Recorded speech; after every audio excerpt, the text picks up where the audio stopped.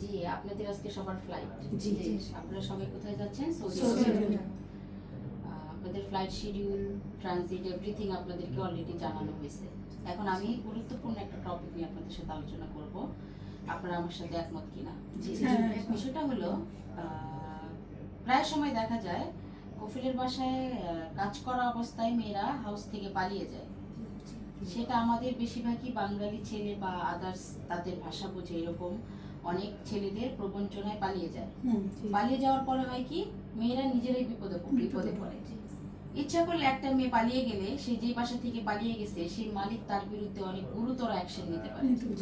সেটা হতে পারে চুরির মামলা, অনেক ক্রাইম করে গেছেন সেই মামলা। সেগুলো করার জন্য আপনাকে কি করতে পারে, সে হাজার হাজার রিয়াল বা লক্ষ লক্ষ রিয়ালের মামলায় ফাঁসিয়ে দিতে পারে, তাই কি না? একটা পর্যায়ে কি হবে, আপনি ধরা পড়বেন 6 মাস, 3 মাস, 1 বছর বা 2 বছর বা 3 বছর পরে ধরা পড়লেন, তখন কি হবে, আপনাকে জেলে যেতে হবে। ওই মামলাটা আবার পুনরায় চালু হবে, যে মামলাটা কফিল আপনাদের নামে করে রাখছে। সেক্ষেত্রে কি হবে, আপনাদেরকে জেল খেটে এই দেশে আসতে হবে।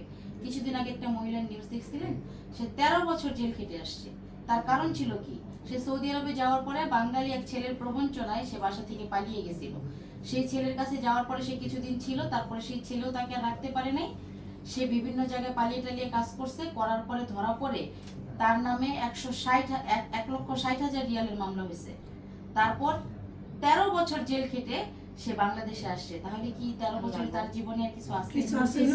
তাহলে সে উল্পথে পাবার কেন পালিয়ে যাবেন?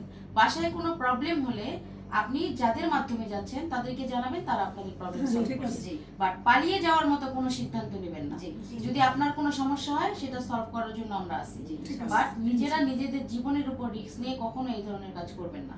মনে থাকবে? মনে থাকবে আপা? আপনারা আমার সাথে একমত? আমি যে বিষয়টা বলেছি এটা কি সত্য? ভালো থাকবেন, আপনাদের সুস্বাস্থ্য কামনা করি। আপনারাও আমাদের জন্য দোয়া করবেন। ভালো থাকবেন। হ্যাঁ।